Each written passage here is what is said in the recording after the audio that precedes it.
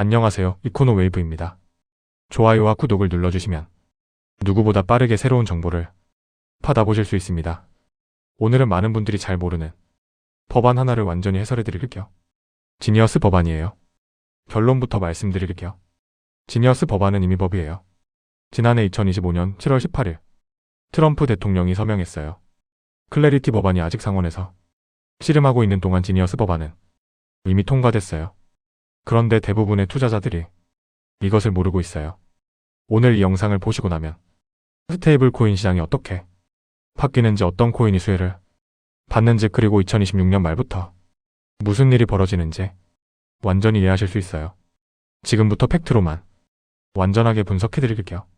지니어스 법안의 정식 명칭은 미국 스테이블 코인 국가혁신 가이딩 및 확립 법안이에요. 영어로는 가이딩 언더 이스태블리싱 내셔널 이너베이션 포 US STABLC YNS 액트. 앞 글자를 모으면 지니어스예요. 이 법안이 하려는 일은 하나예요. 달러에 연동된 스테이블 코인을 연방법으로 처음으로 규제하는 거예요. 지금까지 미국에는 스테이블 코인을 직접 규제하는 연방법이 없었어요. 증권법이나 은행법 안에서 포괄적으로 다루거나 각 규제기관이 제각각 다른 기준으로 해석했어요. 증권거래위원회는 증권으로 보기도 했어요. 상품선물거래위원회는 상품으로 보기도 했어요. 통화감독청은 지급수단으로 봤어요. 기관마다 기준이 달라서 기업들이 어디에 등록하고 어떻게 운영해야 하는지 알 수 없었어요. 2022년 테라마이너스 루나 사태 이후 이 혼란이 얼마나 위험한지 명확해졌어요. 규제 없이 운영되는 스테이블 코인이 순식간에 수십조 원을 날릴 수 있다는 게 증명됐어요. 지니어스 법안은 바로 이 혼란을 끝내려는 법이에요. 지니어스 법안의 역사를 정확하게 짚어드릴게요. 2025년 2월에 발의됐어요. 2022년 테라마이너스 루나 사태와 2023년 실리콘밸리 은행 파산 이후 단일화된 규제 필요성이 대두됐어요. 2025년 6월 17일에 미국 상원을 통과했어요. 찬성 68표, 반대 30표였어요. 공화당과 민주당 의원들이 고루 찬성표를 던졌어요. AP통신은 이민 단속 법안에 이어 올해 두 번째로 초당적 합의에 따라 통과된 주요 법안이라고 평가했어요. 2025년 7월 17일에 하원을 통과했어요. 찬성 307표, 반대 122표였어요. 이날 클래리티 법안과 반중앙은행, 디지털화폐 법안도 함께 통과됐어요. 이 세 가지를 묶어서 크립토 3법이라고 불러요. 2025년 7월 18일에 트럼프 대통령이 서명했어요. 이날로 지니어스 법안은 미국 최초의 연방 스테이블 코인 규제법이 됐어요. 현재 2천억 달러가 넘는 스테이블 코인 시장을 규율해요. 지니어스 법안의 핵심 내용을 하나씩 정확하게 설명해 드릴게요. 첫 번째는 1:1 준비금 의무예요. 모든 스테이블 코인은 반드시 1:1로 미국 달러, 단기국채 등 고유동성 자산에 의해 뒷받침돼야 해요. 테더나 USDC 같은 스테이블 코인 한 개가 있으면 반드시 1달러 가치의 자산이 준비금으로 있어야 해요. 이것이 알고리즘 스테이블 코인과의 핵심 차이예요. 테라마이너스 루나처럼 알고리즘으로만 가치를 유지하는 스테이블 코인은 이 법에 허가된 발행인 대상에서 제외돼요. 두 번째는 월별 준비금 공시 의무예요. 매달 준비금 현황을 공개해야 해요. 테더가 그동안 준비금을 얼마나 보유하고 있는지 불투명했던 것이 이제 달라져요. 세 번째는 허가된 발행인만 발행 가능이에요. 아무나 스테이블 코인을 발행할 수 없어요. 연방이나 주 정부의 허가를 받은 기관만 발행할 수 있어요. 은행, 신탁회사, 연방 면허를 받은 비은행 기관이 여기에 해당해요. 네 번째는 파산 시 보유자 우선 보호예요. 발행자가 파산하면 스테이블 코인 보유자가 준비금 자산에 대해 채권자보다 우선적 권리를 가져요. 시장 불안 시 투자자 자산을 보호하는 핵심 장치예요. 다섯 번째는 외국 발행인도 동일 규제예요. 미국 거주자에게 서비스를 제공하는 외국 발행인도 미국과 동일한 규제를 받아야 해요. 더 이상 미국 시장에서 무규제 코인은 허용되지 않아요. 여섯 번째는 발행자의 직접 이자 지급 금지예요.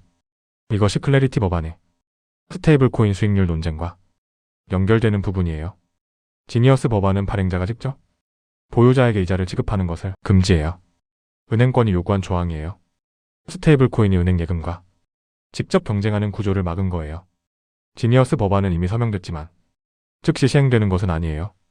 시행 일정을 정확하게 설명해 드릴게요. 법 제정일은 2025년 7월 18일로부터 18개월 이후 시행이 원칙이에요. 즉 2027년 1월 18일 공식 시행일이에요. 당 규제기관들이 하위 시행 규정을 조기에 공포하면 더 빨라질 수 있어요. 현재 규제기관들의 속도에 따르면 2026년 말에서 2027년 초 사이에 본격 시행이 시작될 것으로 예상돼요. 발행인 요건을 충족하지 못한 스테이블 코인의 판매 제한은 2028년 7월 18일부터 적용돼요. 즉 기존 스테이블 코인 발행자들은 2028년까지 규정 준수를 맞춰야 해요. 지니어스 법안이 가장 직접적으로 영향을 주는 코인은 두 가지예요. 테더의 USDT와 서클의 USDC예요. 전 세계 스테이블 코인 시장의 90%가 이 두 코인이에요. 테더가 더 큰 영향을 받아요. 테더는 오랫동안 스테이블 코인 시장의 절대 강자였어요. 발행량이 약 1,400억 달러예요. 그런데 지니어스 법안 시행으로 테더의 점유율이 하락하고 있어요. 이유는 두 가지예요. 첫째로 테더는 케이맨 제도에 본사를 둔 외국 기업이에요. 지니어스 법안의 외국 발행인 조항을 충족하려면 미국 내 준비금 예치 기술적 통제 수단, 통화감독청 등록 등 매우 높은 진입 요건을 충족해야 해요. 둘째로 테더의 준비금 투명성이 낮았어요.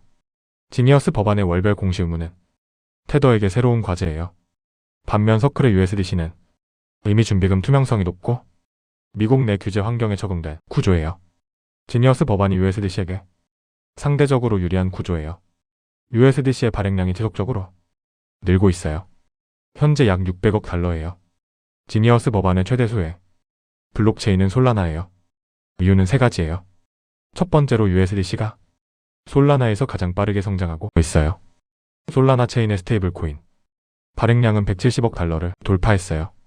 이 중 상당 부분이 USDC예요.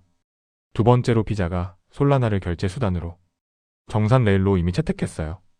지니어스 법안으로 달러 연동으로 스테이블 코인이 제도권에 편입되면 비자의 솔라나 기반 결제가 더 확대될 수 있어요.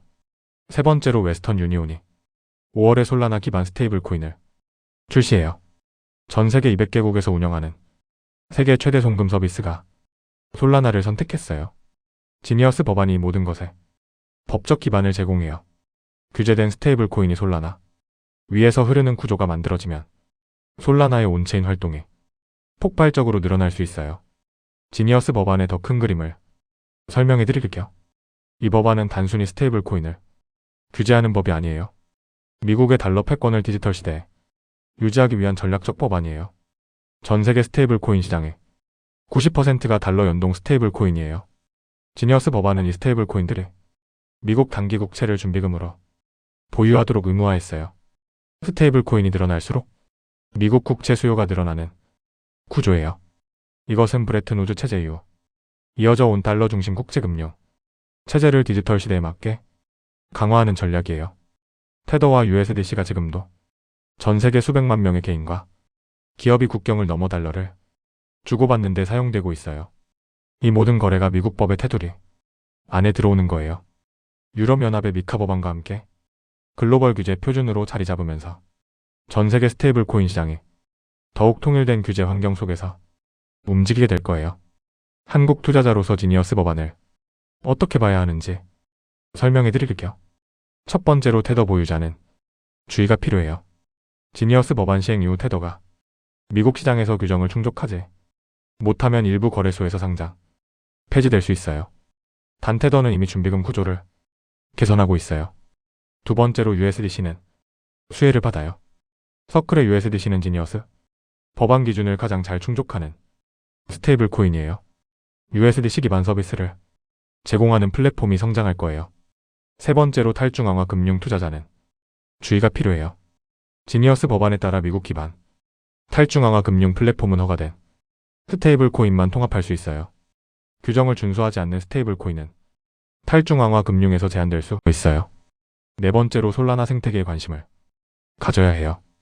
USDC와 웨스턴 유니온, 스테이블 코인이 모두 솔라나에서 발행되어 지니어스 법안 시행과 함께 솔라나의 실사용이 더 늘어날 가능성이 높아요.